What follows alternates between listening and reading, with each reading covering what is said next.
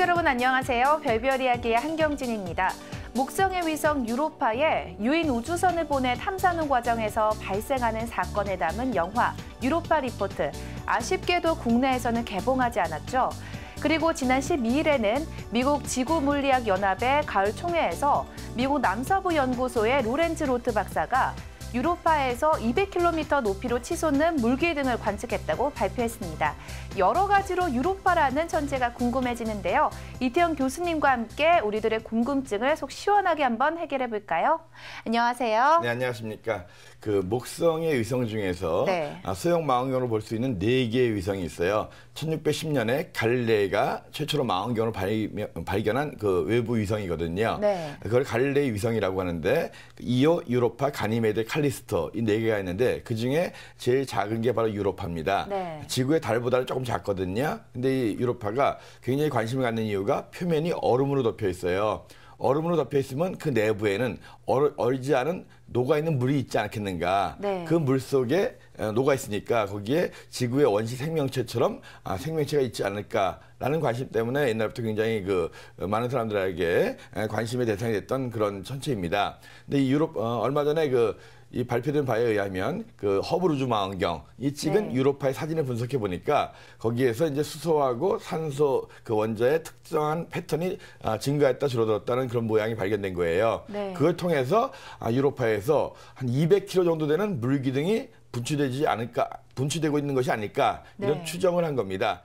사실 좀 의문은 들어요. 목성의 그 위성인 유로파의 지름이 한 3,100km쯤 됩니다. 네. 근데 지구보다도 한참 작은 거잖아요. 지구의 한 4분의 1보다도 훨씬 더 작은 건데 여기서 어떻게 200km 높이가 되는 커다란 물기둥이 솟구칠 수 있을까? 그러게요. 200km면 지구의 대기권도 넘어가는 겁니다. 네. 그래서 물론 이제 목성의 중력 때문에 이것이 이제 목성의 중력 차이 때문에 그 얼음이 갈라진 틈이 생기고 거기에서 속에 있는 물들이 솟구쳐 오른다는 건데요. 200km를 갖다 쏘아 올리기 위해서는 엄청난 힘이 필요하거든요. 네. 그래서 저 역시 이제 이 뉴스를 봤지만 목성의 유로파의 지하에 그 얼음 밑에 물이 있다. 이건 어느 정도 이제 확인된 거고 다만 그것이 정말 200km까지 솟구쳐 오를 것인가 거기에 대해서는 의문을 갖는 학자들도 많이 있어요. 아무튼 우리 태양계에서 가장 생명체의 가능성이 높은 곳 중에 하나가 목성의 위성인 유로파. 그 얼어있는 물속, 바닷속에서 생명체 있지 않을까라는 관심들이 계속 가고 있고 거기에 대한 탐사도 계속 이루어지고 있습니다. 아무튼 그 200km 가까운, 실제로 200km는 아닐지라도 그런 물기둥이 솟구쳐 오른다는 것은 이제 어느 정도 확인된 것 같으니까요. 실제로 가서 보면 굉장히 멋있을 것 같긴 한데 아무튼 자연현상 우리가 이해하지 못할 건 굉장히 많은 것 같습니다. 그 목성의 중력 가까이 있다 멀었다는 지구의 밀물 썰물처럼 그 중력 차이로 인해서 이런 현상이 일어나는 것 같습니다. 네, 그러니까 유로파가 갈릴레이 위성 중에서 제일 작은 위성이라는 말씀이시잖아요. 그러니까 물이 있다는 걸 알게 됐으니까 여기도 왠지 생명체가 있었으면 하는 근데 좀 생각해 있다는 그 영화 아까 유로파 리포트라는 영화 저는 봤거든요. 좀 의시시하긴 해요. 우리 말고 다른 곳에 생명체가 있다. 근데 그 생명체가 잘못해서 지구로 유입된다. 그러면 지구에게는 또 지구인들에게는 또 굉장한 병원균으로도 작용할 수 있기 때문에. 네, 그렇긴 하지만요. 또 이렇게 생명체가 왠지 발견되면 좋지 않을까. 네, 근데 아무튼 장단점이 있을 겁니다. 근데 저는 조용히 살고 싶습니다. 네, 그럼 지난 한 주에는 어떤 일이 일어났을까요? 별별 뉴스 시작하겠습니다. 유럽 우주국 에사의 해성 탐사선 로제타우가 내년 11월 사상 처음으로 해성 착륙을 시도합니다. 이번에 탐사 대상이 되는 해성은 현재 목성 부근에 있는 것으로 알려진 67P 추류모프 게라시멘코입니다. 2004년 발사된 로제타우는 태양력 추진 우주선으로 해성의 소형 착륙선 파일리를 착륙시킬 목적으로 제작됐습니다. 로제타우가 계획대로 해성에 착륙하면 표면의 암석과 여러 물질로 태양계의 진화 과정을 알려줄 것으로 기대를 모으고 있습니다. 지난달 대해성으로 기대를 모았던 아이손 해성이 소멸되긴 했지만요. 해성에 대한 관심이 많이 높아졌습니다. 이번에는 해성 탐사선이 해성 착륙을 시도한다는 소식인데요. 교수님, 어떤 소식인가요? 그 로제타호라는 탐사선이거든요. 네. 2004년에 발사됐습니다. 10년 가까이 됐죠. 네. 이 로제타호가 해성에 착륙해가지고 해성에 있는 암석이라든가 네. 그 얼음 쪼가리들 이런 것들을 담아서 이제 가져올 계획이거든요. 네. 10년 동안 우주를 날아가고 있는 겁니다. 그 목성 근처에 있는 해성에 착륙하는 건데요. 지름 한 4km 정도 되는 해성이에요. 근데 10년 가까이 날아가려다 보니까 실제로 굉장히 수면 상태에 놓였습니다. 이 탐사선이. 그래서 그 알람 시계하고 히터만 빼고는 다 정지 상태로 있다가 내년 1월 20일 날 깨운답니다.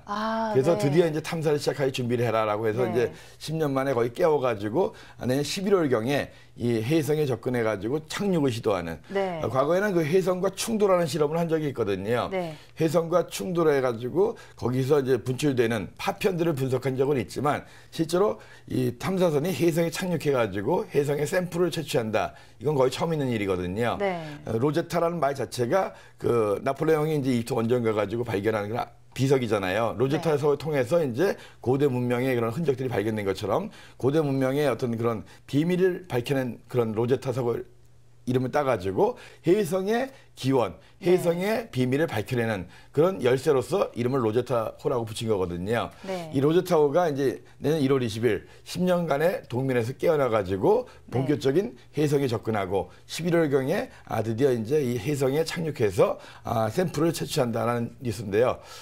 무사히 임무를 수행해가지고 해성의 비밀이 좀 더 많이 밝혔으면 좋겠습니다.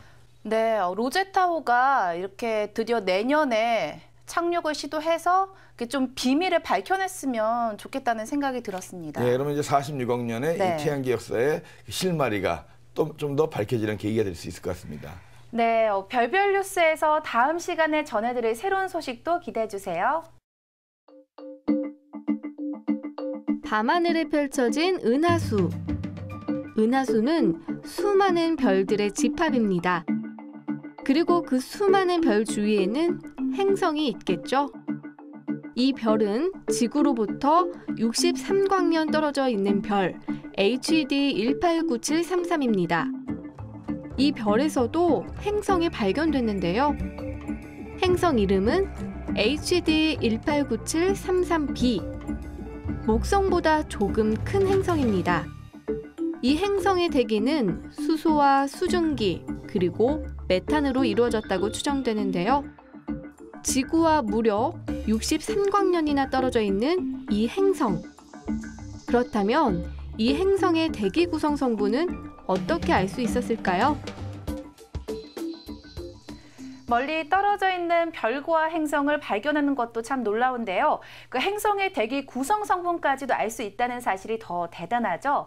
이렇게 멀리 떨어져 있는 행성의 대기 구성 성분은 어떻게 알 수 있는 걸까요? 교수님, 좀 자세히 설명 좀 해주세요. 네, 과거에는 사실 행성의 존재 자체를 밝혀내는 것도 굉장히 어려웠죠. 네. 워낙 작기 때문에 외부에는 별도 점으로밖에 안 보이는데 네. 그 점보다 훨씬 더 작은 그런 그 별을 도는 빛이 안 나는 행성을 발견한다는 거 굉장히 어려운 일이죠. 지금 화면에 나왔던 것은 지구로부터 한 63광년 떨어져 있는 그런 별의 행성인데요. 지구의 목성보다 조금 큰 행성입니다. 네. 그 행성의 대기 중에서 물의 성분이 있다. 이걸 밝혀내는 거거든요. 이걸 어떻게 밝혀내냐면 별빛이 이 행성이 그 별 앞을 통과할 때 그 별빛이 행성의 대기를 통과해가지고 나올 거 아니에요. 네. 그래서 그 별빛 중에서 그 별에서 오는 빛 중에서 행성의 대기를 통과해서 오는 빛을 분석해내는 거예요. 네. 그 빛이 행성 대기에 있는 물이라든가 다른 메탄이라든가 이런 성분과 반응하면 약간 빛이 변한다 이거예요. 네. 이거 어려운 말로 이제 스펙트럼을 분석한다라고 하는데요.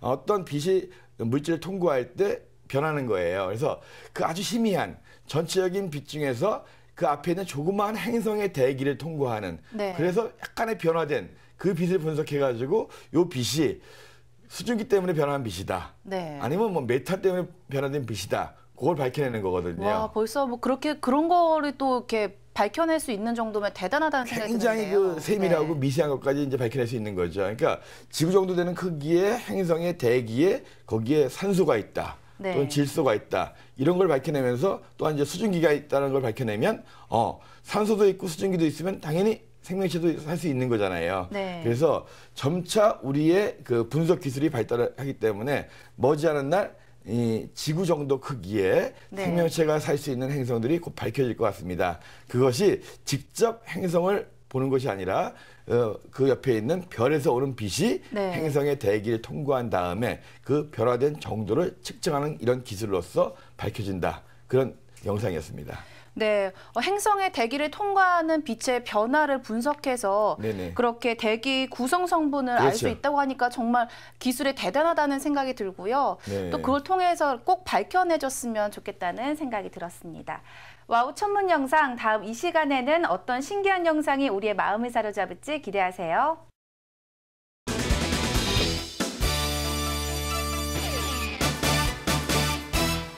재미있는 생활 천문학 문제.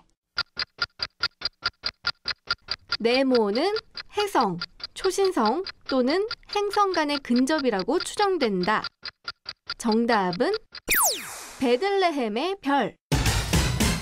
겨울 하면 생각나는 날 있으신가요? 예쁜 트리와 조명으로 화려한 크리스마스 생각나시죠? 이날은 예수가 태어난 날인데요. 성서에 따르면 이날 동방 박사들은 밝은 별을 보고 예수의 탄생을 알게 되었다고 합니다. 과연 그들이 봤다는 별은 무엇이었을까요? 이럴 때 우리가 힘차게 불러보는 이 말. 이태원 교수님, 궁금해요. 12월 25일은 크리스마스죠. 성경에서는 동방 박사가 밝은 별을 보고 아기 예수가 태어날 예루살렘으로 왔다고 합니다. 교수님, 이 별이 진짜로 있었던 별이 맞나요?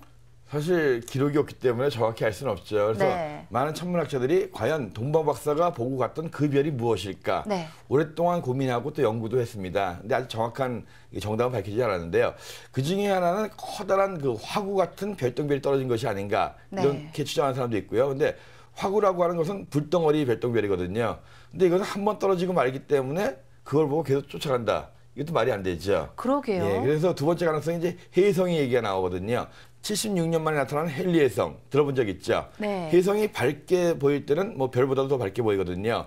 혜성은 천천히 움직이기 때문에 혜성을 따라간다. 말은 되거든요. 네. 근데 이제 그것이 이제 헨리혜성이 그 당시에 나타났다. 시기가 좀 안 맞는 부분도 있고 당시에 이 혜성이라고 하는 것은 굉장히 불길한 별이었어요. 네. 과연 동방 박사들이 불길한 별을 보고 따라갔겠느냐? 그것도 좀 아니라는 의견이 굉장히 많습니다. 또 세 번째 가능성이 뭐냐면 초신성이라는 거예요. 네. 그 태양보다 큰 별이 죽을 때 폭발합니다. 폭발하면 보통 일반적인 별보다 100만 배 이상 밝아져요. 네. 그럼 낮에도 보일 정도로 밝게 보이거든요. 이것이 한 달 가까이 그 빛이 유지가 됩니다. 그러니까 정말 초신성이 폭발했으면 엄청나게 밝은 별이 하늘에 보였을 거고 네. 그걸 따라가서 동방박사 간다. 말은 되거든요. 근데 초신성이 폭발하면 폭발한 뒤에 그 흩어지는 잔해가 그 뒤에 관측이 돼야 되거든요. 네. 뭐 한 2000년 정도이기 때문에 그렇게 오랜 세월이 아니거든요. 근데 그 하늘을 뒤져서 봤는데 그 2000년 정도 전에 초신성이 폭발한 흔적을 못 찾은 거예요. 말은 되지만 그 흔적이 없기 때문에 이것도 아니겠다. 그러네요. 예, 그렇게 되는 거고 또 마지막 가능성 중에 하나가 바로 행성입니다. 행성. 물론 얼마 전에 그 금성이 제일 밝아졌었죠. 네. 그때 밝기가 금성이 마이너스 4.7등성. 그러니까 1등성이라고 하는 별보다도 한 200배 가까이 밝은 거예요. 와. 엄청 금성이 밝아졌게 되면은 와, 평소보다도 엄청 밝기 때문에 굉장히 놀라워하고 네. 그걸 보면서 따라갔을 수도 있거든요. 또 전역하게 보일 수 있었기 때문에. 네. 근데 이제 금성 뭐 평소보다는 좀 많이 밝아지긴 했지만 그래도 이 금성이라는 행성은 자주 보이는 거였기 때문에 네. 그걸 보고 따라갔겠느냐. 또 네. 행성이 또 이제 두세 개가 겹쳐져 가지고 또 보일 수도 있지 않았겠느냐. 네. 이런 의문점들도 제기하는 분들도 계시는데 아무튼 동방 박사가 보고서 찾아간 별이 정확히 별똥별일지 네. 아니면 또 이것이 초신성일지 아니면 또 이것이 행성일지 네. 혜성일지는 정확히 모르지만 아무튼 여러 가지 가능성은 있습니다. 다만 그것이 지금 하늘에서 정확하게 이거다라고 할 정도의 이 증거는 발견하지 네. 못하고 있습니다. 네, 그러게요. 이렇게 동방 박사가 봤다는 그 밝은 별의 진실이 뭔지 너무나도 궁금한데요. 네, 저 개인적으로는 뭐 분명히 혜성도 아닐 것 같고, 네. 그다음에 초신성도 아닐 것 같고, 그다음에 별도 아닐 것 같고. 그럼 금성이 제일 저는- 가능성이 높나요? 뭐 어차피 증명은 안 되는 거니까 네. 저 개인적으로 고르라 그러면 저는 금성이 굉장히 밝아졌을 때가 아닐까 하는 네. 게 제 개인적인 생각입니다. 네, 저도 너무나도 궁금한데요. 이게 꼭 밝혀졌으면 하는 바람입니다. 이태영의 생활천문학, 다음 이 시간에는 어떤 재미난 주제로 여러분의 호기심을 채워줄지 기대하세요.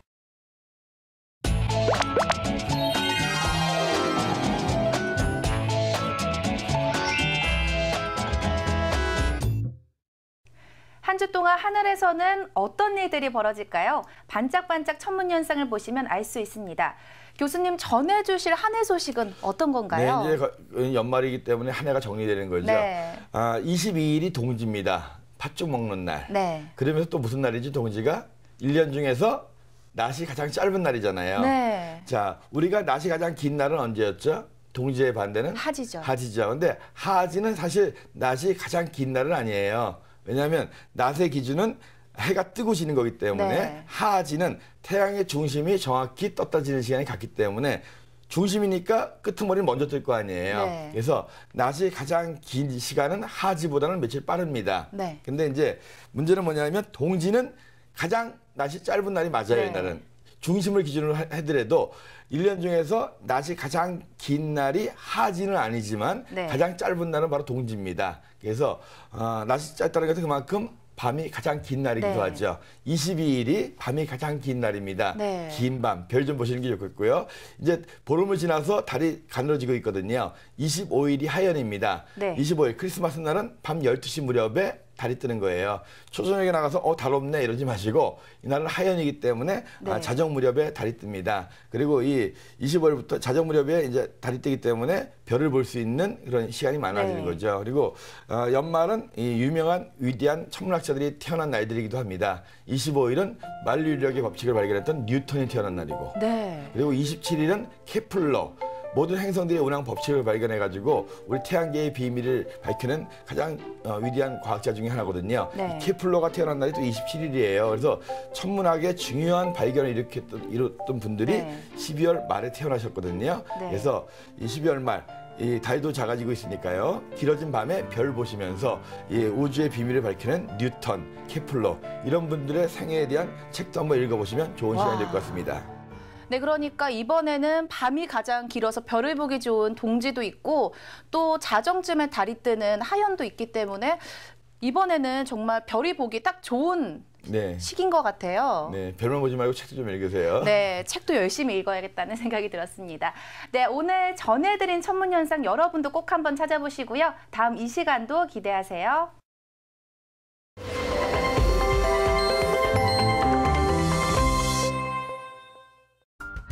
별별 이야기 오늘 소식은 아쉽지만 여기까지입니다. 다음 이 시간에도 다양하고 재미난 소식을 가득 준비해서 여러분들을 찾아뵙겠습니다. 다음 이 시간도 채널 고정하세요.